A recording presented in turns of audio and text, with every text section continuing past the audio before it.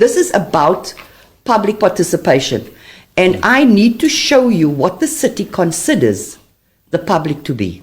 And this comes out of a business plan from property transactions. And they say, let me get you the stakeholders. So when they make a decision about property, partners and stakeholders in the strategic plan, because this is their strategic plan for property, which would include what Wesley was talking about. So who's the stakeholders? The internal stakeholders is council. They're the decision-making, political oversight and monitoring. City manager, also a decision-making and administrative oversight. City departments participate in information, knowledge management, forums and corporate projects, end user representative for each department. Then it goes on and it says, who are the external stakeholders? Well, it says trade unions. And it says that's the industrial relations. And it says national, provincial and local government. Those are for information sharing, users of information. Then it says citizens of Cape Town. They are only recipients of service, not decision makers.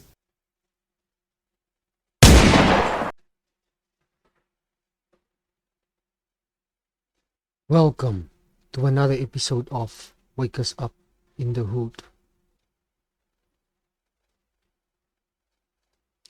I am your host Marshall, and today, as you can read by today's title, F ratepayers in City of Cape Town residents.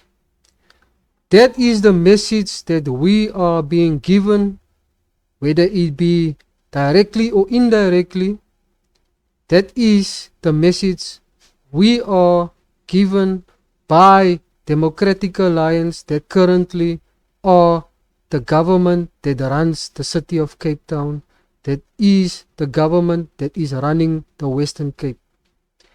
And today's video, we want to particularly focus around public participation and the whole process involved, right? I'm going to give you a brief explanation of what that entails, and I will advise to go and do your own research to see whether or not you are coming to the same information, which stipulates the following: that public participation is the processes that takes place when government wants to do anything. They must first consult the immediate affected stakeholders, which in general would be us, the residents of whatever area the project or program is going to be implemented, right? So this particular video that we are going to focus on today is specifically regarding a project happening in my community, right? And we are going to show you how crucial it is for public participation to be conducted properly and according to our expectations, right? I don't want to say according to the rules, because as we've learned in the introduction of this video, is that there is no bylaw, there is no policy, that puts pressure on the Democratic Alliance to conduct public participation in a manner which is meaningful and it engages the actual stakeholders ultimately being affected, so that they can be considered as part, so that they can feel as part of the whole program or project or process taking place. Alright? But that is not our experience that we have as residents of Cape Town. Now, I do want to refer you back to this video. Click this link here in the corner. But first, watch this one finish. Come back and go watch. At the end of that video, I also go into more detail to explain that this has been something I've observed ever since I decided to, get active in my community. Ever since I learned about public participation, I actually realized, but there never happened public participation for anything that happened in our community.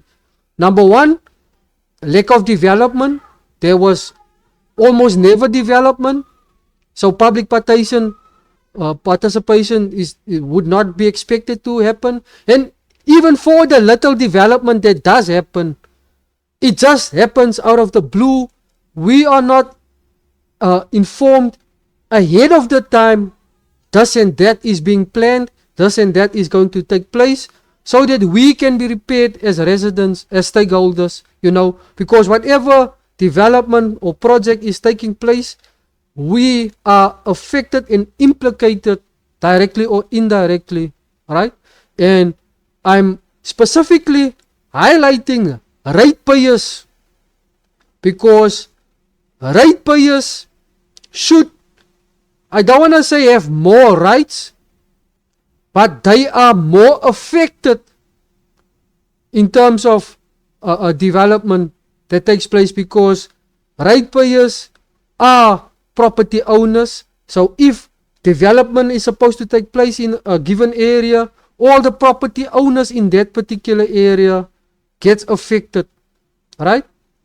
And I want to make an example once more of one of the patches of land here in my community, right? People who were trying to extend their homes and build, they, as the city's bylaws stipulate, you must get approval from your neighbors, right?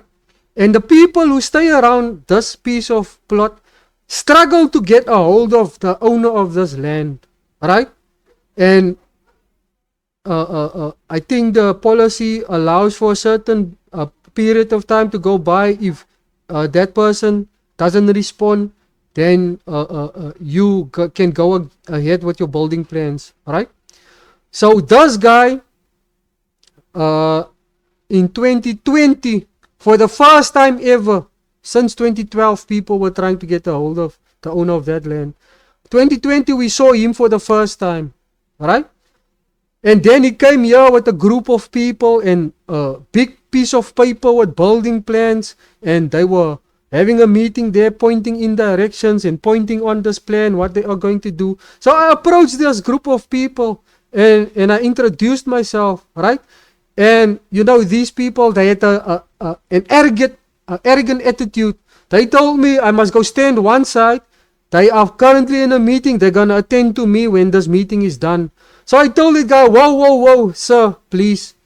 I'm a community leader here. I represent the people in this community. So I laid out to him where the community starts and where it ends. And that piece of land falls within the parameters of the community I represent, right? So I told him, we've been looking for you for years, right? And nobody was able to get hold of you, but here are you now. And I want to know, what are you planning to do with this piece of land, right? So immediately his whole expression changed, from that arrogant, bold individual now having to pay attention, because here he's got to deal with someone who, is speaking from a level of authority, but not so much authority. I would say it's more the fact of he's now engaging with someone that at least knows a little bit of his rights than the average person. So this person asked me now politely if I don't mind, let them first conduct a meeting and then he's going to see me afterwards. So I told him, okay, right, I'm going to let you guys have your meeting, but I want to tell you now in front of everybody here, there is nothing you're going to do to this piece of land without consulting this community, right? And then I left. So I stood in our door, because the piece of land is directly across from our house. So I watched them, I observed them. As soon as the other guys left, I approached him and I spoke to him. I told him, okay, sir, I'm here now. Can we speak? So this guy tells me that the rezoning and all the processes has been done, right? So I told him, okay, I believe, I take you by your word, but I'm still going to do my own investigation to ensure all the proper processes were followed, because stuff is happening here and our community is not happy because we are not being consulted, right? So he tried to tell me that no, they're gonna build a shop here and he's gonna rent me some space to operate in and give me a discount and all that. And he saw me with the camera because I took pictures of them, right? And I took a video of them. So he asked me, do I do photography? Because he's been looking for a photographer. You know, everything he's doing was just putting jam honey over my mouth, you know, so that I can be quiet. Alright? So immediately after that interaction, I got in contact with our sub-council manager. So I sent an email explaining that this guy said he's done the rezoning process, he's got all the paperwork, everything has been approved. Can you please confirm that? Alright? So I sent her the details. He asked, where's this land allocated and what is he planning to do? Only for her to respond, but this guy has not done anything. He has not applied for any rezoning because this is a residential area and what he is planning to do is commercial, right? So he has to apply for rezoning so it can be rezoned from residential to commercial land, right? And there is no record that he has done that, right? And he was planning, that was sometime in July of 2020, and he said they were planning to start on November of 2020. Well, we are here in 2025 because I sent him an email again to say, look, I've done my investigation. According to my investigation, there's no application for rezoning, no processes were followed. So whatever you're doing is not by the book. And our community leader at the time requested a meeting to see you. So as soon as you're back in Cape Town, come see us so that we can speak about what's going on to happen with this piece of land. It is almost 5 years later. That guy has not communicated back. He has not come for the meeting, which indicate to us that he was planning to do stuff that was not according to the books. Right? He was trying to do something illegal. And this is what happens when us, the community, the residents, don't know our rights. Right? And then these type of stuff can happen. And once they start to build, and the building is already there, now it's too late for you to do anything. Right? And as you'll hear in the video I'll be playing for you now, I'm also going to release this video separately, but I'm doing it in this way so that I can give you some insight into what we are referring to, what we're speaking about, because not all the detail is so clear when you listen to the people, right? Because it starts in the middle. You don't get everything from the beginning to the end. But without any further ado, let's just listen to them quickly, and then we reflect.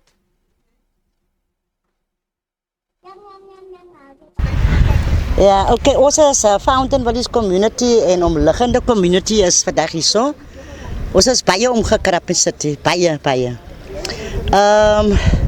So 'n paar maande terug, Desember maand verlede jaar, het ons ons geweet van die developments hier. Maar volgens ons het ons nog onder die indruk verkeer is gap housing. Totdat ons uitgevind het dat City in 2022 sekere amendments gemaakt het. En die gap housing was gechanged na side streets, what you call it, service sites, and BNG housing. BNG houses is a new beautiful word for RDPs, actually RDP houses. Now you tell me now, I mean, our houses are worth, in Fountain Valleys are worth between 800 to a million and a half. You want to put like server sites next to my house. Is that now fair on our people? Anyhow, we sent in our objections. All the residents sent in their objections. We took it to town and we got in contact with the Director of Human Settlements, Mr. Heinrich Lotze. I hope you hear me, Mr. Heinrich Lotze. Because you were supposed to come back to us when we hand in those objections. Not hand in.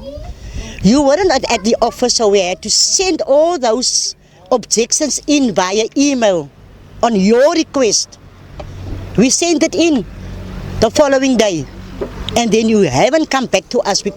You said to us in your correspondence to us when you spoke to Mr. Logan, you said to him on the phone that you will come back, you will liaise with the district manager and you will come back to us, and you haven't. We were waiting, we sent emails to and fro, we sent emails, nobody responded to us, to our pleas. And then you people start working. You start working and then we stopped you 3 weeks ago because you didn't come back to us. That was the only time when you set up and recognize us, hear our voices, not actually hear our voices, because then you see, yay, hier is nou moeilikheid, because nou die mense het op besluit, hulle gaan nou opstaan, because hulle hoor nie vir ons nie. Ons het die project gestop, ons het continuous, daar was meetings gehou agterna, toe kom julle mense on board, toe kan julle city officials stuur, julle kan project managers stuur, site managers stuur om meetings met ons te hou. Maar voor die, vir 3 maande het nie een van julle gehoor gegee en ons het geluister na ons nie. Tot ons besluit het om die project te stop, om die work wat julle mee besig is te stop. Ons sê aan mekaar vir julle, ons is nie 10 developments nie. Ons wil hê julle moet develop. Ons weet ons mense maak hier reise. Ons weet dit. Dit is 'n deel van ons proposals aan julle. Daar was 'n summary gedoen gewees met elke resident se complaint. Ons het dit aan julle geforward toe. Hy was almal vir julle ge-email. Ons onkoste. Teen die einde van die dag wat ons vir hulle vra vir public participation, toe wat sê julle vir ons? Julle wil nog R100, ons nog R100 betaal vir daai ook nog. Uit ons kitty uit. En toe kom julle terug, julle kry nie die public participation nie. En toe kom julle weer terug, julle sê yes, julle kry nie die public participation nie. En toe kom julle weer terug, last weekend Vrydag, om vir ons te sê, daar was public participation between 2009 and 2010. Double standards. Ons kan nie verstaan dat die een sê hulle kry het nie, die ander sê hulle het dit. Maar nou ons storie is, okay fine, as julle dit het, dan was dit vir gap housing. Dit was nie gewies vir die gemors wat julle langs aan ons wil neergooi nie. Wat gooi jou, ek het vir julle gesê. Ek het vir julle in die meeting gesê, as jy in Constantia bly of Rondebos, sal jy lyk, sy moet ook môre langs jou huis staan. Sy moet gou vir my die storie vertel, sal jy die lyks. Die huise van ons het ons voor gesweet. Daar was maande wat ons is genoeg kosgeld gehad het, maar sy bonde moet betaal word. Anders word ons uitgesit, dus hy sê. Maar julle wil kom hier, plakkerskampe langs ons sit. Ons het klaar met die township oor die pad, voel jy nie? Ons het klaar met die. Ons het drainers verstop elke tweede dag. Die extra burden wat ons sewer system gaan vat, gaan nog 'n extra burden op ons drain, op 'n sewer system sit. Het julle daar aan gedink? Het julle gedink aan Hinder Road? Kyk hoe lyk Hinder Road in die oggende. Hier van even van past 5. Kyk hoe lyk dit. Ons mense wat 9 o'clock begin te werk, moet 5 uur van die huis af ry om tyd by hulle week te 4 hours before the time they have to depart from the houses in the morning. Nou sê jy nou gou vir my, die 1000 whatever units julle hier gaan neersit, multiply hom gou met 6 per unit. Dan weet jy vir my uit hoeveel mense gaan hier kom bly on the northern south side. Ek praat nie nog eens van die southern side, ek praat nog van die northern side, van die elder hier by 'n Great Circle side. Nou sê gou vir my, hoe gaan ons in die oggende by ons werk uitkom nommer 1? Julle kan klaar nie die traffic beheer nou, soos dit nou is nie.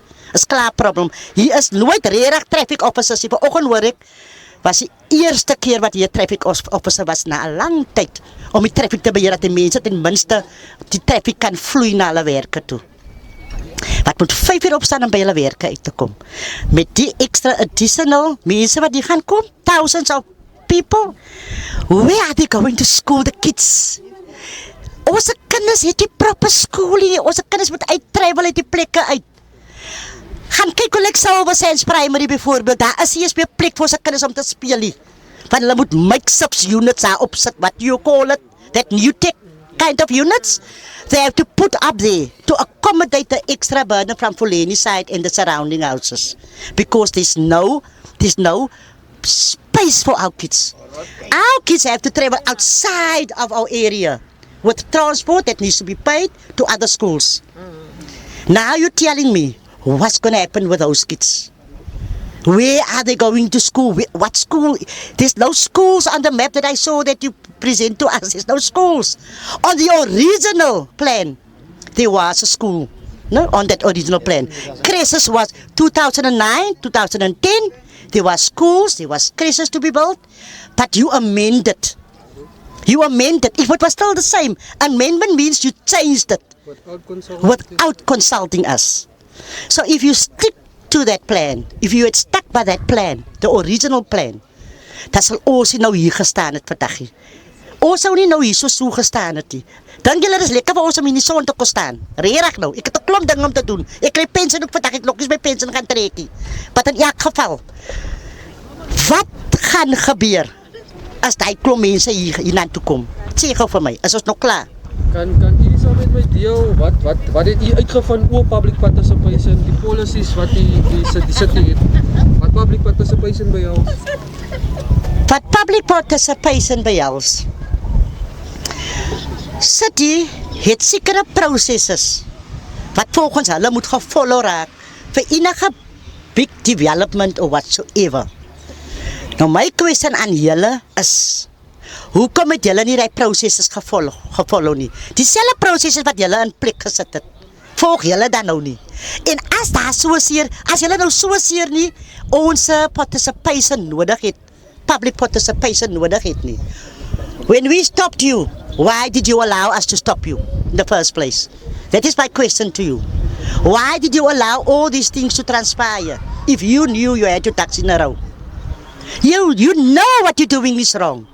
You know what you're doing is wrong. And we're sorry, City, we're going to fight you.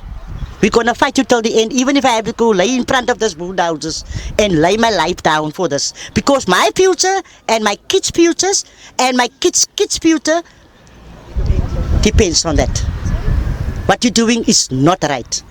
We don't agree with that. In our meeting last week, on Friday, with Anip, you know Anip is one of your city officials. Our agreement was, okay, fine, you can clean the land so long, but put it on black and white, only cleaning, nothing else. And before you start cleaning, you need to put it on black and white, and you need to communicate with us so that we can communicate with the public and with the community, and then after that, you can start working. You didn't do that. You didn't do that. You didn't follow processes. You didn't keep your word. You went back to your word. You went so far, you've got your CLO here. We assisted them. Since you started, you wanted to take photos of the houses, before and after photos. We try our utmost best as a community to assist them in that regard. We keep our promise. Why can't you keep yours? Why can't you keep it? Yeah, so as you can see, the residents are not trying to prevent development in our communities. What is important is what kind of development are you talking about? What are you planning to do? And why is it that the community where you want to develop, that community is not getting proper consultation so that they can say what their grievances are, right? And many of these people, specifically our colored communities, right, because of what you have done as the Democratic Alliance throughout the years, is using swatgevaar to gain our votes, because you painted this picture to us that you know, black people is going to make our lives miserable. But we are slowly but surely waking up to your tactics. Right? I am one of those who are already awake. I haven't voted for you in the previous elections and not the local government elections before then. For the last 10 years, I've been alert to what you are doing. Alright? And look and listen to what the people's sentiment is now. Listen to what the sentiment that the people are having.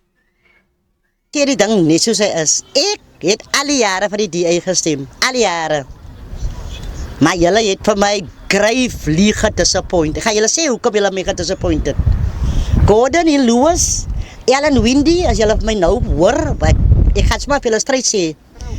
Met ons Eskom problem wat ons gehad het, wat ons krag 22 dae afgewys het. Kyk jou e-mails, hoeveel communication het jy met my gehad persoonlik, met Mrs. Clark, Sunita Clark, Fountain Valley Community. En hoe gou het julle gerespond daarop? Toe ons vir julle vra van help aan Eskom, kom jy uit en hulle maak julle bokse reggie. That was during the vandalizing period when the boxes were vandalized on a daily basis. You were quick to assist. But now, with this situation, when I send you emails, nobody responds. It's like, julle is doodstil, nie een van julle praat nie een van julle kom terug en nie een van julle secretaries of julle PA's kom terug en sê, kykie, mevrou Clark, ons het die e-mail geontvang en ons gaan kyk daarna en ons gaan kyk wat ons vir julle kan doen. Hoekom is julle stil? Because ek sê maar vir julle stryd. Julle het 'n deel in die. En ek sê maar vir julle stryd toe. Ek is klaar met julle. Ek het besluit tot hier toe nie daar en nie verder nie. Ek het my opgesign aan 'n ander party. Toe, because so kan dit nie aangaan nie. So kan ons as kleerling mense nie vir alles gevat word nie. Ek wil gou vir jou vra, ek weet nie waar jy bly Gordon nie, ek weet nie waar jy bly Ellen nie. As jy môre gaan opstaan en daar 'n hokkie langs jou huis, wat gaan jy maak? Gaan jy tevrede wees? Sê, jy moet nog my baie mooi sê, gaan jy tevrede wees? Sy gaan nie. Ons het bloed gesweet vir ons huise. Asseblief, ons het bloed gesweet. That is the reality that we are sitting with in our community. Alright? And this is what many people who still vote for the DA don't understand. You have no rights under the Democratic Alliance. They make all the decisions. Them coming to do public participation is just a formality. Alright? Whatever your input is not being considered because the decision has already been made. Take for example, one of the videos I reacted to, I think it's about 2 weeks ago, regarding the situation of a piece of land on Tafelberg, which the DA sees the community protesting. People are saying they do not want to be evicted, but the DA is forging ahead, saying that it is a negative for the city to retain the land. How is it a negative? Isn't land a net positive? To have land in your possession, isn't that a financial positive for those business people? How can we be told by the city that this is land that is a burden for the city? They don't want to sell it. And who do they sell this land to? It is not us. Majority of the people they sell this land to, it is foreign nationals. And it is mostly from Israel and the United States and Australia. And it is Zionists who they sell this land to. But let us get some more reflections of the people being affected, and then we reflect on the comments they make. Okay, first I would actually start like living in. Afrikaans ook as jy gebruik. Ja, ek is maar oud kante sal sien wat gaan. I would start by saying in Nile Street, I live in Nile Street and my house is like literally just here. So I do think about the impact of more crime that is happening because we're already struggling as a community. And I think Fountain Village is about less than 500 houses and everyone has a living to make, and I understand that development has to happen to create housing because of homelessness is a thing in Cape Town in South Africa. But I do feel like the company itself is not thinking about the community that has been here since I think the past 40 years. My parents started here when it was just 2-3 houses, when it was viewing houses, and from there it's obviously accumulated to what it was. Ufuleni, that's also another struggle. Apologies about that. I just had a customer. Let's continue. So if they want to do the good thing and keep up their promises of what the houses should have been and the plans that they had 10 plus years ago that I didn't even know of, that I'm only now researching and finding out about, then they should keep by it. Because I mean, they can obviously see that the pushback is not bad that our community is trying to do. It's more to keep our value of our property up as it should be, because like I mean, as they said, people has been working all their lives to have their houses built. If you look at Fountain, come take a walk through Fountain. It's not small things. You can see that it's people's hard work, dedication, money, praise, you know, sweat and tears has been put into the house. And community-wise with children, we do think about the little ones, because if there's new people coming in, we don't know what intentions they would come in with, because it can be gang related, it can be this, it can be that. There's a lot of things that can happen. So I do hope that there is, yes, there are certain meetings that also happen, that it's not people from our community that will be moving in here. They are bringing outskirts. So whether it be Kayalicha, whether it be from Happy Valley, it's a lot of people that were not mentioned or promised the land that should have been here, i.e. Fountain Village people or anyone, maybe Malibu Village, just the Blue Downs area as it is. So if the project is for people, make sure that it's for the people in the northern suburbs or the suburbs that you promised it for. Don't do it for other people where you know that there is plenty other land to build other housing for those people if need be. And once again, we are not trying to stop any type of development, as I've said before, or stop you know, housing for people. But if you want to do it the proper way and work with the people instead of working against it. As I said, Fountain Village is a community, and it's a community of wonderful souls, beautiful people, hardworking people, people that risked everything to be here. And the fact that people want to leave their homes says enough and says a lot. Because my father wants to live, and like I've said, his house and sweat for almost 60 years of his life. He has put everything into this home, and he wants to leave it just because he is unsure of what is going to happen here. And I honestly think that is unfair, it's preposterous, it's horrendous, and that goes to everyone else that's been living here for a long time. So I do hope people from the outside also please support us. We are trying. Vice versa, I'm sure you know, and there's people that's been gone through it. And also for the youngsters, I'm not one to speak much and out about it, but when you have the chance, use your voice. As said, we are just trying to be love, laugh, and do the right thing. You know, do the right thing. And we're not here once again to disturb anyone and everyone around us. You can see the community. Fountain doesn't disturb Ufuleni. Sometimes they disturb us. Don't come for me. But yeah, I do hope that it comes to, you know, terms and also an agreement. And it's going to be a peaceful agreement that doesn't affect, you know, I wanted to say, and I said this also, that doesn't affect the person that is actually paying for this, because I can imagine, sir, whoever you are probably through the roof that your development has been stopped and you are continuously losing money. Sorry about that. But then you need to find the proper way to deal with it, and find the way, and you know, just regulate yourself and find out like how you're gonna sort out the problem, because you are coming into an area where nothing happened for the past 15 plus years.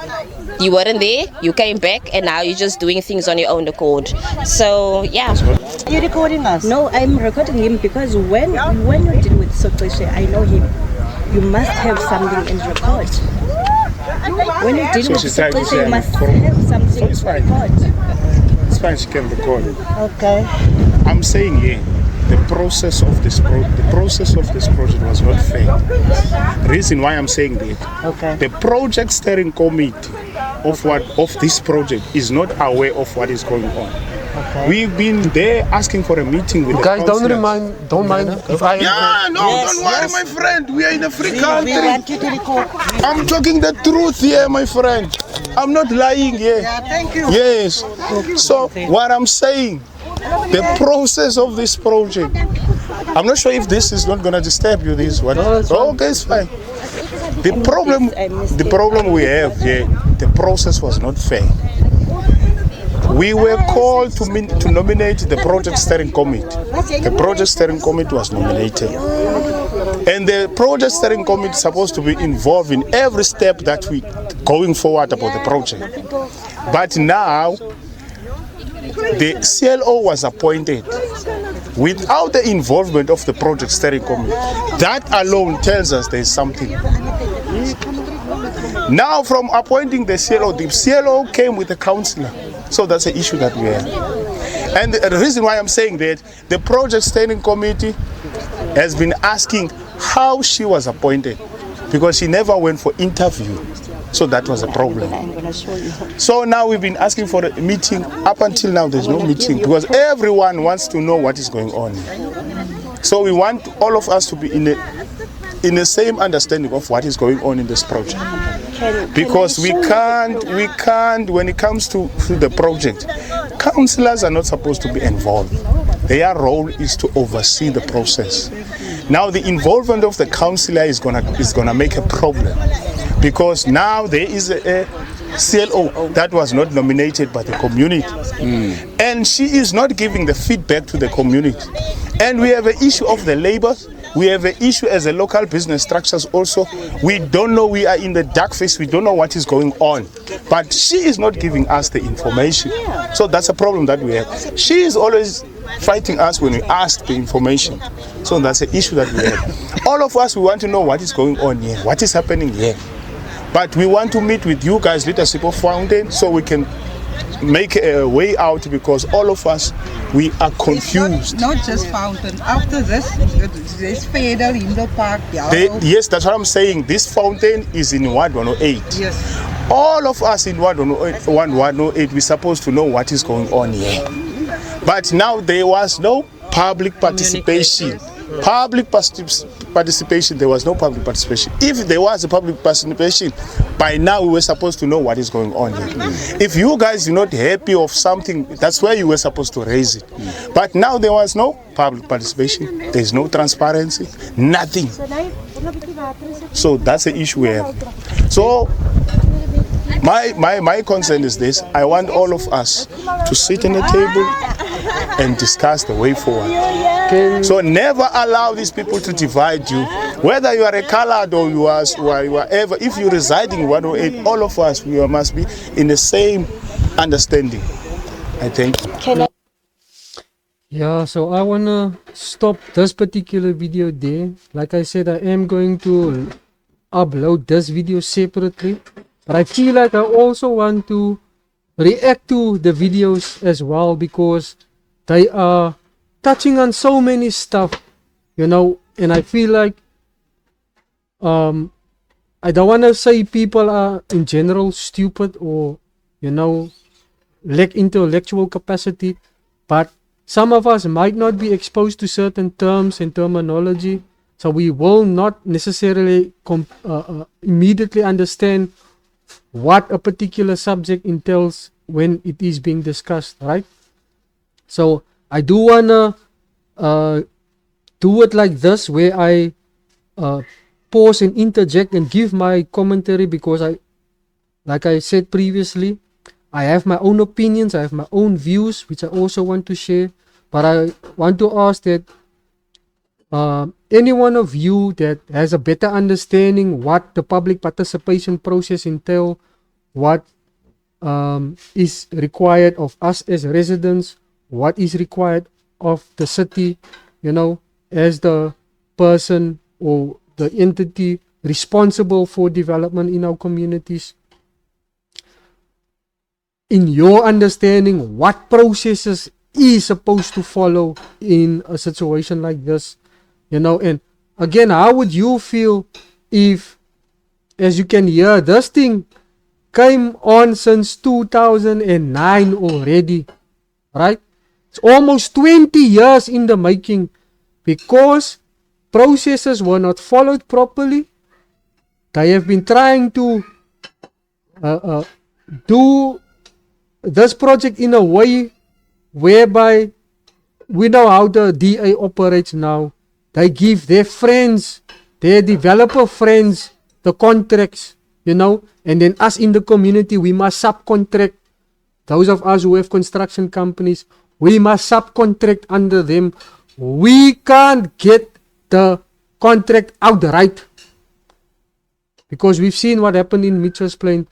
And we also need to be on alert and also do research. And I'm speaking now to the surrounding communities of Ward 108 specific to this thing, because as you can hear, this project has been coming on since 2009 already. So what happens in Mitchell's Plain is they start the project and then just somewhere in the beginning they start to raise concerns about safety, and then the developer or the contractor pulls out. They pull out of the project citing safety concerns, right? But they do not give the money back. And please, anyone with clarity, what is the processes? Because logically one would expect if you are going to pull out from the project, you must pay the monies back, right? But what has happened is the monies don't get paid back. Once they start the project up again, they use new monies for the new contractor, not claiming back monies from the previous contractor, right? And this is how they have been siphoning money from the city of Cape Town with their developer friends, right? So I'm gonna leave you with this last video. This is a video that I saw recently from what's their name now? Cape Conscious Media, right? Where they also share some insight into the public participation process. You know, the process that does not have any policy, nor does it have a bylaw. So legally, the city of Cape Town is not obligated to follow it because they don't have a policy and they don't have a bylaw for it. It is merely just a standard operating procedure. So if they deviate from that procedure, legally, they cannot be held accountable. But this is about listen here public participation. And I need to show you what the city considers. So I'm going to leave you with this so that you can hear what it is. So you ratepayers, you residents that still vote for the DA, the DA don't consider you part of the decision-making process in this community and in this province. You are just a recipient of services. How that services gets delivered, you have no say. You must just accept what is given to you. That is the DA you are voting for. The public to be. And this comes out of a business plan from property transactions.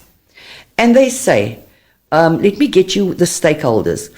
So when they make a decision about property, partners and stakeholders in the strategic plan, because this is their strategic plan for property, which would include what Wesley was talking about. So who's the stakeholders? The internal stakeholders is council. They're the decision-making, political oversight and monitoring. City manager, also a decision-making and administrative oversight. City departments participate in information, knowledge management, forums, and corporate projects, end user representative for each department. Then it goes on and it says, who are the external stakeholders? Well, it says trade unions. And it says that's the industrial relations. And it says national, provincial, and local government. Those are for information sharing, users of information. Then it says citizens of Cape Town. They are only recipients of service, not decision makers. Now, what the public is not aware of, the city of Cape Town has no public participation policy or bylaw. Explain that. They've got a SOP, a standard operating procedure based on what? I'm not quite sure. But we've got a standard operating procedure as to what they think, how you should operate, but there's no bylaw that allowed community to have input, and they've got no policy to guide them as to how to engage people. Supply chain policy is one of the most important documents that must go into a community so that they can comment. I remember us having something called the Community Vendor Program to ensure that the SMEs in communities have the opportunity to be part of the supply chain process. So your supply chain policy must be the one policy that everybody that has an interest in business must comment on, which means in terms of your legislation, your Systems Act, and all of those wonderful acts and mechanisms and things. It says the councillor and sub-council, in our case it's a sub-council, must have meetings to inform. They're going to tell you that they do. But you're going to find that it is only from a specific political party.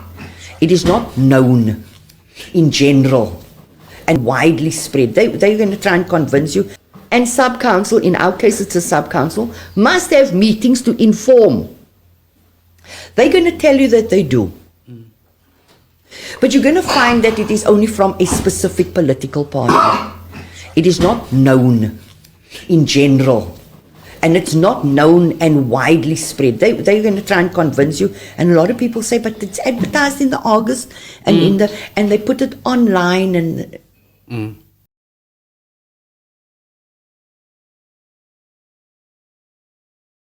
Ja, sis, this is what I hate. My mic has been off.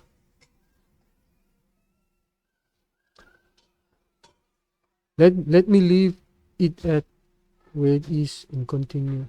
And that results in not much public participation, 4 or 5 comments if you're lucky. So the comments came back to council. And this is where I felt so insulted. As a person representing the people.